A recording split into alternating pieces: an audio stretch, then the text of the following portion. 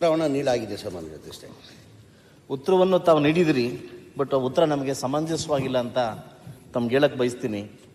ನಮ್ಮ ಬಹುಶಃ ಕೋಲಾರ ಜಿಲ್ಲೆ ಮುಳಬಾಗಿಲು ತಾಲೂಕು ಗಡಿಭಾಗದ ಒಂದು ಪ್ರದೇಶವಾಗಿದೆ. ಈಗ 42,000 ಜನ ಅಲ್ಪಸಂಖ್ಯಾತರಿರ್ತಕ್ಕಂಥ ಜನ ನಾವು.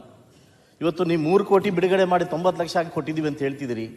ಬಹುಶಃ 42,000 ಇರ್ತಕ್ಕಂಥ ಅಲ್ಪಸಂಖ್ಯಾತ ಜನ ನಾವು ಯಾವ ರೀತಿ ಅದನ್ನು ಡೆವಲಪ್ ಮಾಡಬೇಕು, ಯಾವ ರೀತಿ ಬಳಸ್ಕೊಬೇಕಂತ ತಾವು ಉತ್ತರ ಕೊಟ್ಟರೆ ನನಗೆ ಸಮಂಜಸವಾಗಿರ್ತದೆ. ಬಹುಶಃ ಬರ್ತಕ್ಕಂಥ ಅನುದಾನದಲ್ಲಿ ನೀವು ಯಾಕೆ ಈ ಥರ ತಾರತಮ್ಯ ಮಾಡ್ತಿದ್ದೀರಿ ಅಂತ ಕೂಡ ಗೊತ್ತಾಗ್ತಾ ಇಲ್ಲ.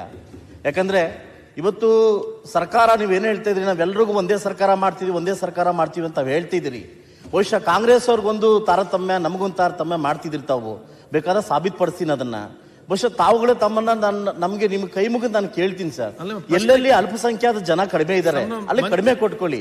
40,000 50,000 ಇರ್ತಕ್ಕಂಥ ಅಲ್ಪಸಂಖ್ಯಾತ ಜನದಲ್ಲಿ ನಾವು ಯಾವ ರೀತಿ ಅವರಿಗೆ ಅಭಿವೃದ್ಧಿ ಮಾಡಬೇಕು, ಒಬ್ಬ ಶಾಸಕರ ನೀವು ಯಾವ ರೀತಿ ಅವರಿಗೆ ತಲೆ ಎತ್ತಿ ತೋರಿಸ್ಬೇಕಾರದ ತಾವು ನಮ್ಮ ಮನಸ್ಸಿನ ಬಾಧೆನ ಅರ್ಥ ಮಾಡ್ಕೊಂಡು ಮುಂದಿನ ದಿವಸ ನಿಮ್ಗೆ ಗೊತ್ತಾಗುತ್ತೆ ಅಂದ್ಕೊಂತೀನಿ. ಏನು ಸದಸ್ಯರು ಕೇಳಿರೋ ಪ್ರಶ್ನೆ, ಟೋಟಲ್ ಅನುದಾನ ಎಷ್ಟು 23-24 ಅಲ್ಪಸಂಖ್ಯಾತರ ಕಾಲೇಜಿಗೆ ಎಷ್ಟು ಅನುದಾನ ಹಣ ಸ್ಯಾಂಕ್ಷನ್ ಮಾಡಿದೆ ಸರ್ಕಾರ ಅಂತ ಕೇಳಿದರೆ, ಈ 2023-24 1882 ಕೋಟಿ ಸ್ಯಾಂಕ್ಷನ್ ಮಾಡಿದ್ದಾರೆ. ಅದ್ರಲ್ಲಿ ಏನಾಗಿದೆ ಸದಸ್ಯರೇ, ಎಲ್ಲ ಈಗ ಏನಾಗಿದೆ, ಅಲ್ಪಸಂಖ್ಯಾತರು ಎಲ್ಲಿ ಹೆಚ್ಚಿನ ಸಂಖ್ಯೆಯಲ್ಲಿದ್ದರೆ ಅಲ್ಲಿ ಅನುದಾನ ಕೊಡಬೇಕು. ತಾವು 10 ಕೋಟಿ ಪ್ರಪೋಸಲ್ ಕೊಟ್ಟಿದ್ರೆ ಅದರಲ್ಲಿ 3 ಕೋಟಿ ತಮ್ಮ ಕೊಟ್ಟಿದ್ದೀವಿ ನಾವು. ಈಗ ಬೇರೆ ಬೇರೆ ಕಡೆ ಈಗ ಹೆಚ್ಚಿನ ಸಂಖ್ಯೆ ತಾವು ಹೇಳ್ತಾ ಇದ್ದೀರಿ. ನನ್ನ ಅನಿಸಿಕೆ ಮುಲ್ಬಾರಗಲಲ್ಲಿ 22,000 23,000 ಮೇಲೆ ಇಲ್ಲ. ನಾವೇನು ಮಾಡ್ತೀವಿ ಜನಸಂಖ್ಯೆಯಲ್ಲಿ, ನಾನು ಹೇಳ್ತೀನಿ ಆಮೇಲೆ ನೀವು ಮಾತಾಡಿ, ನೀವು 30,000 ಇರ್ಬೋದು ತಿಳ್ಕೊಳ್ಳಿ. ನಾವೇನು ಮಾಡ್ತೀವಿ, ಈಗ ಕೋಲಾರ ಡಿಸ್ಟಿಕ್ಗೆ ನಾವು 30 ಕೋಟಿ ಅನುದಾನ ಕೊಟ್ಟಿದ್ದೀವಿ. ಎಲ್ಲ ತಾಲೂಕುವಾರು 31 ಕೋಟಿ ಕೊಟ್ಟಿದ್ದೀವಿ. ತಾವು ಕೇಳಿದ್ದೀರಿ 10 ಕೋಟಿ ಕೇಳಿದ್ರಿ, 3 ಕೋಟಿ ಕೊಟ್ಟಿದ್ದೀವಿ. ಅಲ್ಪಸಂಖ್ಯಾತರು ಎಲ್ಲಿದ್ದಾರೆ, ಜಾಸ್ತಿ ಎಲ್ಲಿ ಕೆಲಸ ಆಗಬೇಕಾದ್ರೆ ಅತ್ಲಾ ಕಡೆ ಏನು ಮಾಡ್ತಿದ್ವಿ ನಾವು ಅನುದಾನ ಕೊಡ್ತೇವೆ. ಉದಾಹರಣೆ, ಈಗ ನಮ್ಮ ಪುಲ್ಕೇಶಿ ನಗರ್ ಅಲ್ಲಿ ಮುಸ್ಲಿಂ ಅಲ್ಪಸಂಖ್ಯಾತರು 1,20,000 ಇದ್ದಾರೆ.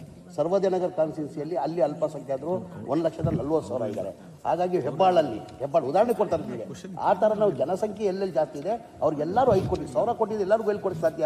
ಈಗ 224 ಕ್ಷೇತ್ರ ಬರ್ತದೆ. 220 ಕ್ಷೇತ್ರದಲ್ಲಿ ಎಲ್ಲರಿಗೂ ಹಂಚ್ತಾನೆ ಕೊಡ್ಬೇಕು ನಾನು.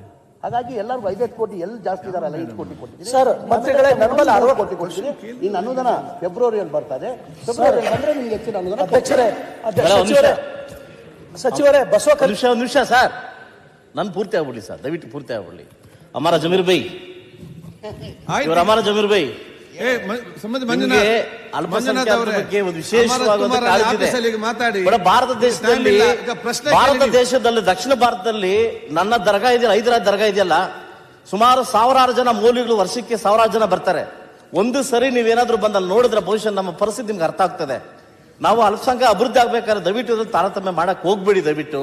ನಾನು 23-24 ಸಾಲ 10 ಕೋಟಿ ಕೇಳಿದ್ದು ನಿಮ್ಮನ್ನ, ಬರೀ ಇದ್ರಲ್ಲಿ ಕೇಳಿಲ್ಲ. 23-24 ಸಾಲ 10 ಕೋಟಿ ಕೇಳಿದ್ದು ನೀವು. 24-25 ಬರೀ 3 ಕೋಟಿ ಕೊಟ್ಟು ನೀವು ಅಷ್ಟೇ ಅಂತ ಹೇಳ್ತಾ ಇದ್ದೀರಾ. ದಯವಿಟ್ಟು ನಾವು ಗಡಿ ಭಾಗದವ್ರು ದಯವಿಟ್ಟು ಅನ್ಯಾಯ ಮಾಡಕ್ ಹೋಗ್ಬೇಡಿ. ಖಂಡಿತ ತಾವು ಸದಸ್ಯರು ತಾವು ಏನಂತಿದ್ರ, ನನ್ನಲ್ಲಿ ಒಂದು ದರ್ಗಾ ಇದೆಯಾ ಅಂತ ಟೂರಿಸ್ಟ್ ಜಾಸ್ತಿ ಬರ್ತಾರೆ ಅಂತ ಹೇಳ್ತಾ ಇದ್ರ. ಅದಕ್ಕೆ ಬೇರೆ ಇದ್ದಲ್ಲಿ ಕೊಡಕ್ಕಾಗಲ್ಲ.